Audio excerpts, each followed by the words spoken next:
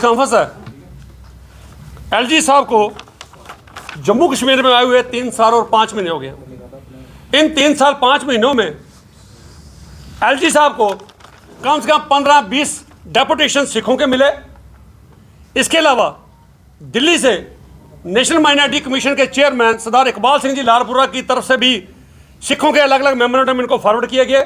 बहुत मुद्दों पे उन्होंने भी सरकार को लिखा, लेकिन बड़े अफसोस से कहना पड़ता है कि 3 साल 5 महीने गुजर जाने के बाद भी हम भी 14 मार्च सिख प्रोग्रेसिव फ्रंट 14 मार्च 2022 को उनको मिले थे और उन्होंने हमें यह आश्वासन दिया था और पहले टाइम बड़ा अच्छा दिया, कम से कम 20-25 मिनट उन्होंने सुना, एक एक पूरी हमारी बात को सुना। उन्होंने कहा जी कुछ चीज़ें मेरी डोमेन में पड़ती हैं, जैसे SRO 425 कश्मीर के नॉन माइग्रेंट बच्चों को एडवर्टाइज करना, पोस्ट करना, जम्मू में पब्लिक सर्विस कमीशन का मेंबर रखना, जम्मू में जो जो हमारी पंजाबी लैंग्वेज के बारे कहा।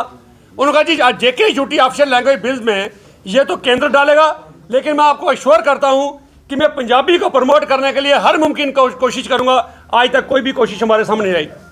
उसके बाद उनको बहुत बार लिस्टें दी गई, लालपुरा साहब के थ्रू भी दी गई, पंजाबी साहित्य सभा की तरफ से दी गई, पर ये स्कूल है जहाँ पर हमें टीचर्स चाहिए और पंजाबी लैंग्वेज को कंपलसरी किया जाए स्कूल लेवल पे, ये भी रिप्रेजेंटेशन की।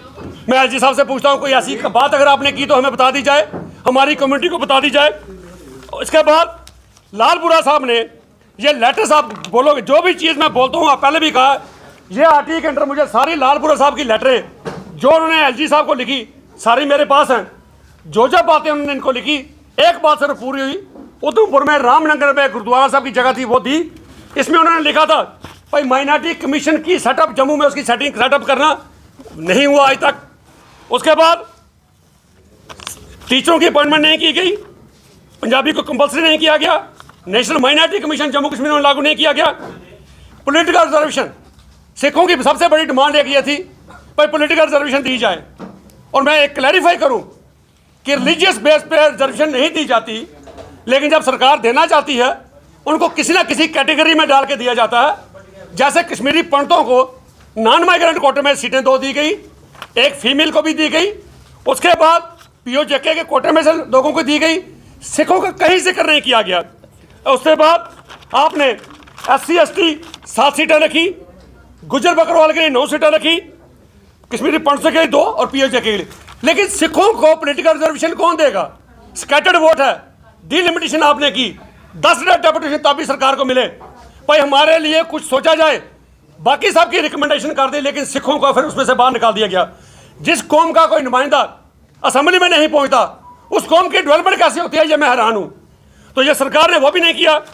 उसके बाद एक रिप्रेजेंटेशन हमने OBC के चेयरमैन, ये जम्मू कश्मीर में जो हैं J&K socially and educationally economically backward classes के चेयरमैन, उनके पास एक नुमाइंदगी हमने ये रिप्रेजेंटेशन उनको दी थी, ये 5/1/2021 को। इसमें हमारा ये कहना था कि कश्मीर में अगर पंडितों ने सफ़र किया तो सिखों ने भी सोशली और इकोनॉमिकली सिखों ने भी सफ़र किया।